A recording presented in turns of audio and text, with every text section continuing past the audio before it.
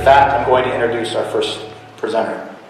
Jamie Gass is the director of the Pioneer Institute for Center for School Reform. At Pioneer, Jamie Gass has framed, commissioned, and managed over 60 research papers and numerous policy events on K-12 education reform topics. Jamie has more than 2 decades in experience in public administration and education at the state level, municipal, and school district levels. Give a warm Buckeye welcome to Jamie Gass.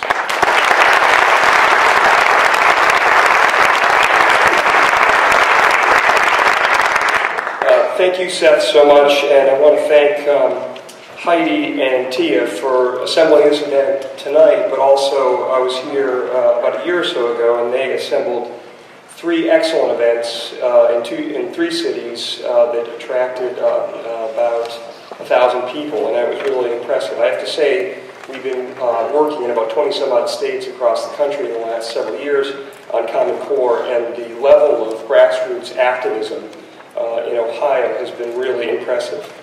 I also want to thank Aaron Tuttle, who has been one of the real architects of the recent effort by Indiana to pull out of the Common Core, and that's just something that's gone on in the last couple weeks. So Aaron is over here, and I want to acknowledge him. So my name is Jamie Gass. I'm director of the Center for School Reform at Pioneer Institute, which is an independent, nonpartisan think tank in Boston. We've been around for about 20-some-odd years. We accept no government funding whatsoever and are known pretty much for laying out high-quality, peer-reviewed, data-driven research on policy issues, education being the central focus of our work. We like to think we are one of the big drivers behind Massachusetts becoming the number one state in the union in terms of K-12 education performance and internationally competitive in math and science. But I'll talk a little bit about that in a bit. So let me give you some historical context to help you get a sense of how we got to this point where 45 states had adopted Common Core. I think the founding fathers were very wise. They understood that the national government can do some things well. Most of them have to do with defense and trade and foreign policy. But that most of the issues that most intimately connect the lives of citizens are really best left to the state and local level. And I think K-12 education is a marvelous example of that. While the U.S. Constitution is virtually silent on K-12 education, most of the state constitutions are incredibly detailed. I'll use the example of my home state of Massachusetts, where John Adams in 1780 drafted what is now the oldest written constitution in the world, and there are a variety of other constitutions that have these kinds of clauses, where he talked about it's the interest of future legislators and citizens to cherish the interest of literature and science and mathematics. And in fact, it's one of the primary functions of life in our republic. The founders, I think, understood that in order to perpetuate a democracy like ours, you need to have a well-educated citizenry, and that public schooling is the wellspring for that citizenry.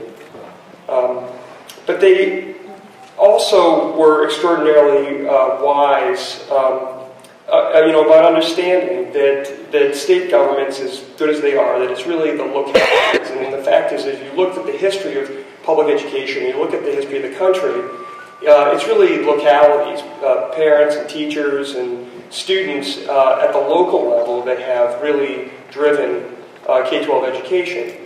And I would argue that it's really this arrangement, they call it federalism, or competitive federalism, where the national government does certain things and state and local governments do certain things, that really took this country from a loose collection of colonies along the eastern seaboard, and within a little over 200 years made us the most powerful country in the world. We know that by law and by tradition that these public institutions can work, but they can't be smothered by lots of layers of regulation and bureaucratic red tape.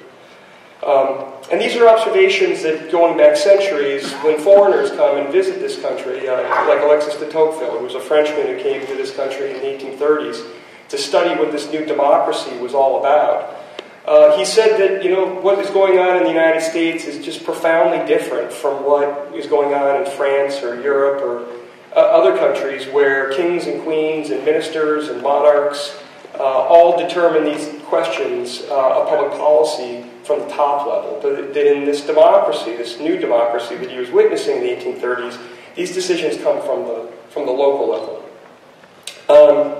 And so that gives you a little bit of a sense of sort of where we've been. But I think there's no question that by like the late 1950s or so, and really came to prominence with Sputnik, which really launched the space race, that K-12 education in this country was beginning to fall behind. A lot of the international measures were making it clear that we had dropped from among the top tier and the higher performing countries in the world, really by the early 1980s to about 20th or 25th in the world. Ronald Reagan's administration initiated a report called A Nation at Risk, and what it characterized was the decline in public education in this country was so profound that that report said that if it had been inflicted on us by a foreign enemy, that it would be an act of war. Ronald Reagan's Secretary of Education, Bill Bennett, so indelicately described the special interest groups, both in state capitals, but also primarily in Washington, D.C., that had begun to kind of wrap themselves around K-12 education. He described it as the D.C.-based education blob. So we've had, and you have all heard these kinds of stories about the poor performance. There's a lot of people that have come up with top-down solutions. In fact, many of the folks that are driving the Common Core for decades, the Council of Chief State School Officers, which is the commissioners of education in each state, the National Governors Association, Achieve, Inc., the Fordham Institute, which has had deep roots here in Ohio as well, the American Federation for Teachers. These folks for 25 or 30 years have really believed that the way to solve the problems in K-12 education is to emulate Europe or other countries and have a set of national standards and national tests and national curriculum that's all dictated on high. Pioneer Institute, where I work, and a variety of other think tanks like the Buckeye Institute here in Ohio have preferred other routes. We're big fans of school choice, and we think the way to empower parents is to actually give them choices, whether that's through charter schools or vouchers or education tax credits or other modes. But my home state, Massachusetts, really pursued a different path. In 1993, Republican Governor Bill Weld got together with two Democratic legislators who had very deep relationships with organized labor, and they crafted what is known as the Massachusetts Education Reform Act of 1993. The Ed Reform Act of 1993 really encompassed two things: an enormous infusion of both state and commitment from local communities to a minimum level of funding. The funding was very progressive, particularly for the low-performing urban districts. But in exchange for the money, which is in some respects the easy thing oftentimes to do in public education, they traded off all the hard things that people in public education had not wanted to do over the previous several decades, and from my point of view had led to the decline that the country had experienced and that Massachusetts had experienced too. I should be clear about that. As well as Massachusetts is doing now, the fact is that by the early 1990s, our SATs were about the national average. So what they did is they coupled this great deal infusion of money in exchange for high-quality academic standards in English, math, science, and history. We weren't going to do fuzzy math. We weren't going to do self-esteem math. We weren't going to have kids write essays about how they felt about math. We weren't going to do informational texts. We weren't going to do, lots of, writing about how kids felt about things. We were going to have them read the classics of poetry, literature, and drama that have the higher quality vocabulary that is necessary for success throughout the rest of children's education, but also for success in careers.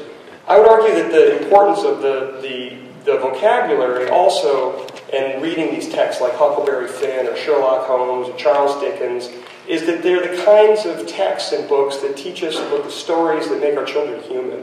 When you're reading about Huck, Finn, and Jim, a runaway slave, you're learning about children are learning about friendship. They're learning about compassion and love and comedy and tragedy, and these are the things that bind us together as human beings, and really is sort of the first principle of what education is really all about. And then in the area of mathematics, Massachusetts made sure that we had access to high quality Algebra 1 by 8th grade. They had Massachusetts policymakers learned lessons from the high-performing East Asian countries like Hong Kong and Singapore and South Korea and Japan, all the kinds of countries that the Nation at Risk report in the early 1980s said you have to compete with those countries to compete with the highest performing countries in the world. You know, you've got to compete with them. And so Massachusetts made this deep commitment to basically a liberal arts curriculum. That this was a big shift. A lot of people around K-12 education, both nationally and in Massachusetts, had been pushing for workforce development as the major focus of K-12 education, but that's not what we did. We included high-stakes testing for students so that the graduation diploma meant something, and then we made sure that the teachers were also tested on the same academic material that the students were.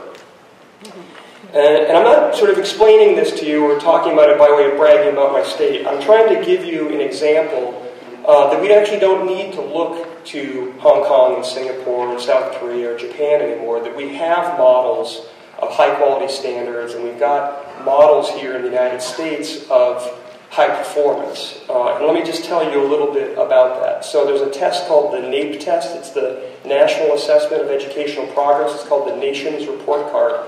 Every state takes it. It's been around for 35 years or so. No state has ever been #1 in every category tested in English and in math, as well as every grade tested. And in 2005, Massachusetts was the first state in the union to do that, to run the table, every grade tested, every category tested, we were #1. And then Massachusetts did it again in 2009, 2007, 2009, 2011, and just a couple months ago did it again in 2013. And the reason why this matters, and the reason why I mention this, is because it's the high-quality standards that Massachusetts developed that was the central component of why we did so well. But as I mentioned, the Nation at Risk report said you've got to compete with the high-performing East Asian countries in order to compete in the 21st century. And so Massachusetts and Minnesota did too. In 2007, tested as its own individual country on a test called the TIMSS test. It's the gold standard international math and science test.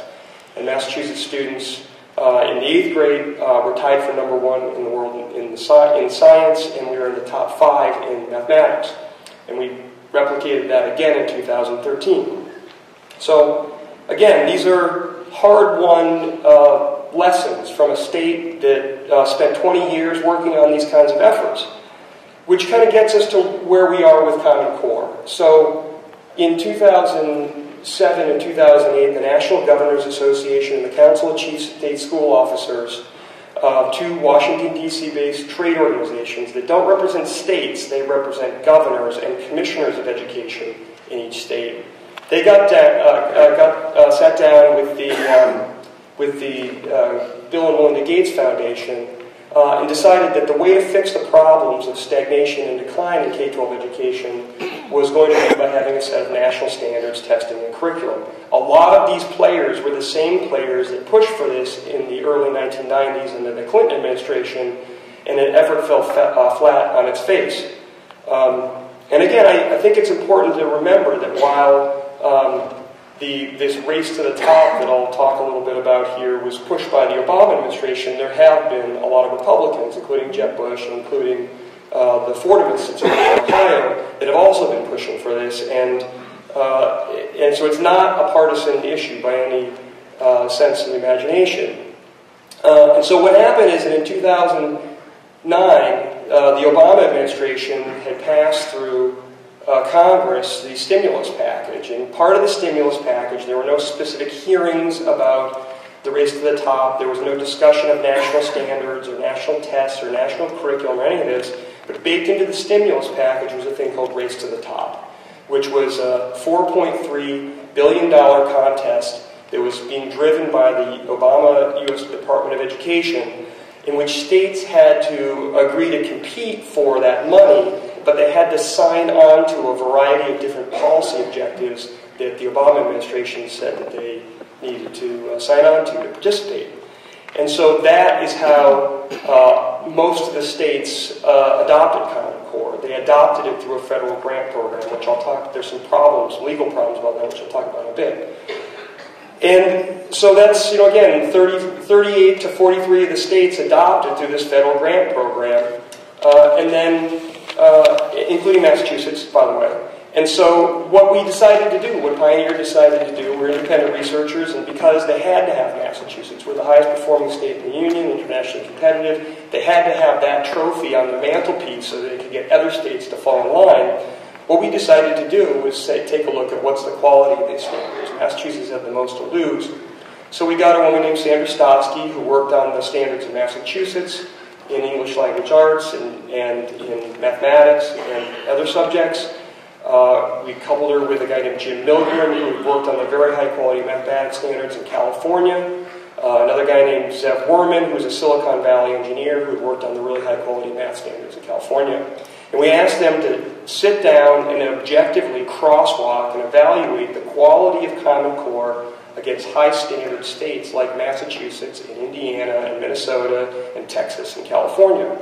And in these exhaustive 40 or 50-page evaluations, what they found is, at the end of the day, that the Common Core was at significantly lower quality than what the high-performing, high-standard states in the Union had.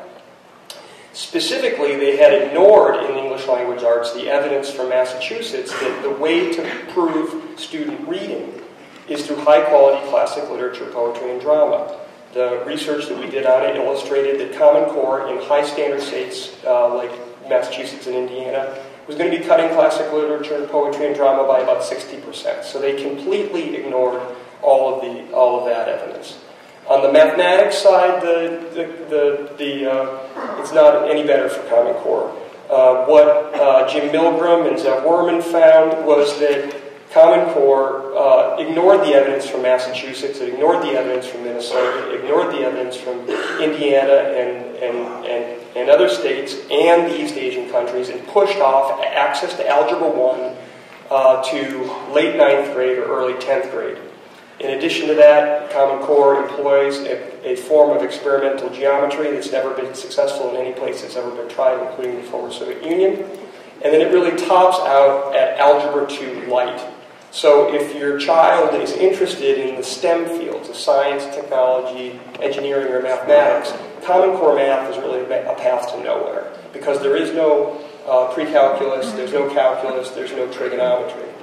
So it was becoming increasingly clear that in both English and in math, the Common Core was of lower quality. They ignored the evidence from the best states and countries. In addition to that, they employ, and I think Dr. Moore will talk a little bit more about this in detail, instead of classic literature, poetry, and drama, they have an unusual idea. They want to dump a lot of historical text, informational text, and nonfiction into English class, even though English teachers are primarily interested and trained to teach literature. But specifically, they talk about using the Gettysburg Address as an exemplar text. That's great. I love the Gettysburg Address. But what the architects of Common Core tell the teachers to do is to do what they call cold reading. So you're supposed to forget that the Gettysburg Address takes place in the middle of the Civil War. You're supposed to forget that Lincoln is consecrating a cemetery. You're supposed to probably even forget the first line, which harkens back to the Continental Congress and the Declaration of Independence.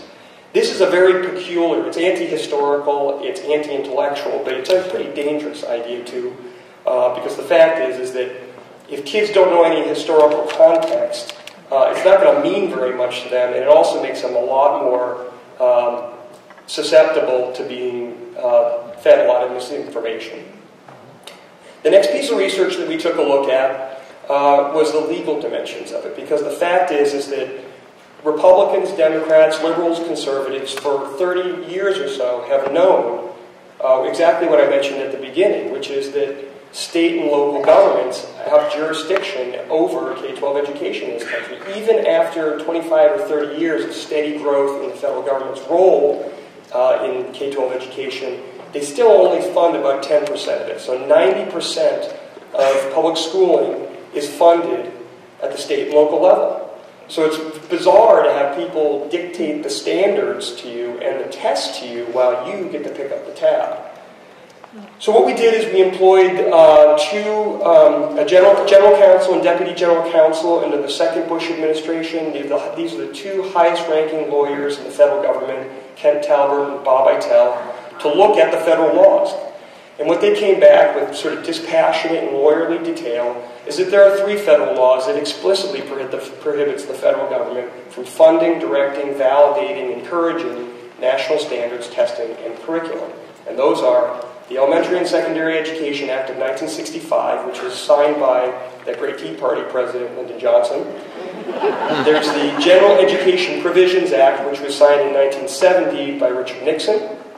And then the enabling legislation that set up the U.S. Department of Education itself in 1979, and that was signed by Jimmy Carter. So while the advocates for Common Core like to paint people that disagree with them as being extremists or Tea Party people or what have you, the fact is that 2 of the 3 federal laws that prohibits them from doing what they're doing were signed by Democrats, and I would argue pretty liberal Democrats. But they went a step further. That is to say, the Obama administration went a step further. They didn't just encourage they didn't use federal grants to encourage states to adopt national standards. They also directly funded 2 private national testing consortia to develop private tests. My state and your state are both in the PARC testing consortia, but there's another one called SBAC, or Smarter Balanced. And the U.S. Department of Education allocated about $360 million to these private entities to develop tests. The thing that's important to remember is that whether it's through the Governors Association developing the standards, or whether it's private organizations developing the test, none of these organizations are subject to sunshine laws or Freedom of Information Act searches or any kind of public transparency. They're not really even accountable to state legislatures, and in fact, what we know is that while most states adopted in the summer of 2010, when everyone else was relaxing and enjoying their summer, that's when most state boards of education adopted. But 95% of the state legislatures across the country had no bills or any hearings or any real public discussion about the adoption of these standards, even though this directly impacts state laws. But it wasn't just these 2 high-ranking lawyers that in D.C. that had this analysis.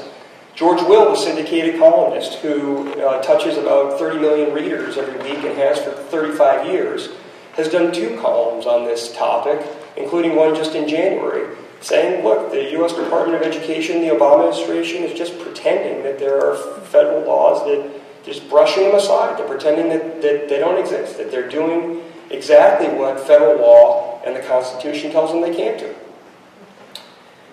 The third piece of research that we looked at was the cost. Even though the Bill and Melinda Gates Foundation has spent about $200 million, and they've given it to everybody. They've given it to the Fordham Institute, more right-leaning folks here in Ohio, to do evaluations of Common Core. They funded Fordham Institute to do a cost evaluation of Common Core. They've been funding all of the major trade organizations around K-12 education, the National Association of State Boards of Education, the teachers' unions, all the PTO, PTA, all the major players around education, they've been funding to advocate for this.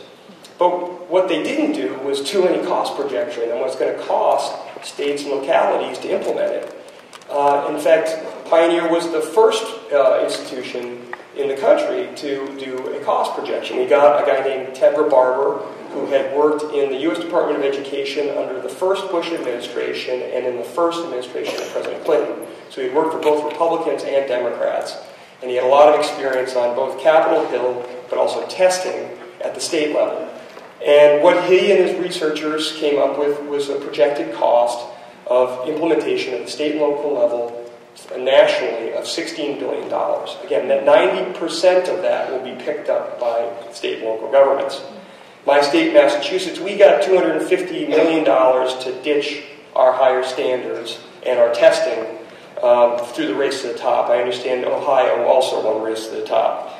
The only problem is that for my state, it's going to cost us $350 million to implement Common Core. So only a small portion of the $250 million that Massachusetts got to race to the top will actually go to implementing Common Core. There's other items in the race to the top application that they have to implement.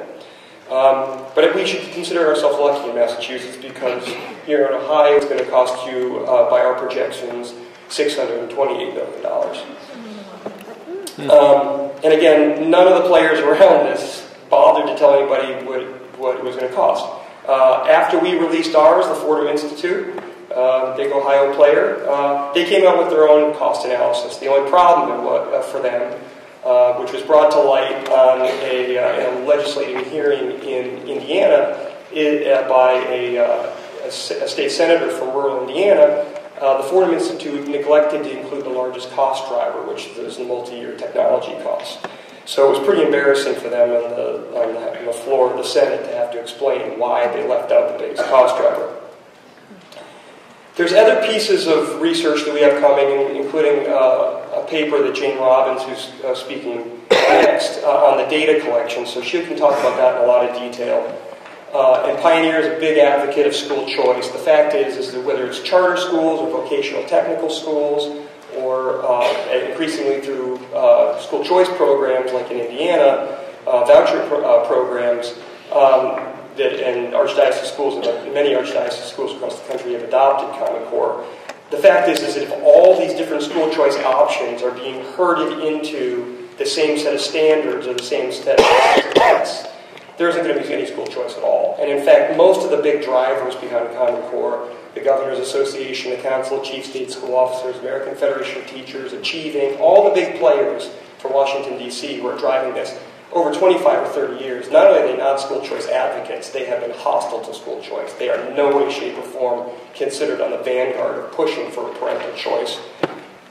So I've given you a lot of bad news, but there is some good news too. And one of the most immediate ones is the example in Indiana. The governor has just been sort of pushed into signing a law that pulls them out. That there's a long-term issue about what they're going to replace it with. There's other states. There's over 200 bills that are being circulated through state legislatures. Oklahoma, their state senate just in the last week has approved a bill to pull out following their House of Representatives. There's a variety of different states, including Utah and Alabama and Florida and Oklahoma and others that have pulled out of the national testing. Texas from the beginning, I mean, I think everyone should say a little prayer for Texas tonight, because from the beginning they said, we're not doing this. Don't mess with Texas. We're going to get the best standards experts we can get. And we're going to elevate our standards higher. So for my money, Texas now has the highest academic standards in the country.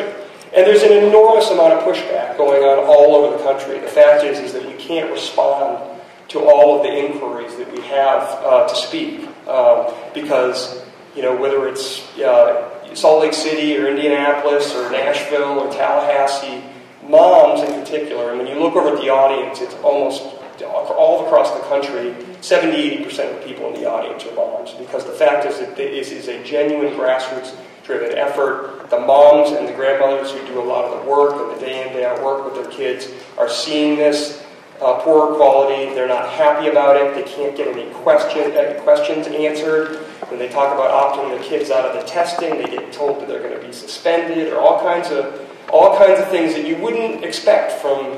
Well, I guess maybe we would expect that from public officials these days, but unfortunately, these kinds of things are only driving more and more animosity against Common Core across the country. So I guess you've been incredibly patient. I've given you a lot of information. I look forward to your questions, but I would encourage you to gather as much information you can on the topic. There's a great panel of folks here tonight, but there's a lot of information. Again, I can't underscore enough how impressive it is to see how well organized these moms are over social media and through groups all over the country. And you're seeing it whether it's in blue states or red states. People are really mobilizing because they're realizing that as bad as the Health Care Act was, at least that was passed by Congress. At least it was validated by the U.S. Supreme Court. We may not like it, but Common Core never had any bills in Congress. There was never any national discussion. The people and parents were systematically bypassed, and state legislators were systematically bypassed. So again, thanks a lot. I appreciate it.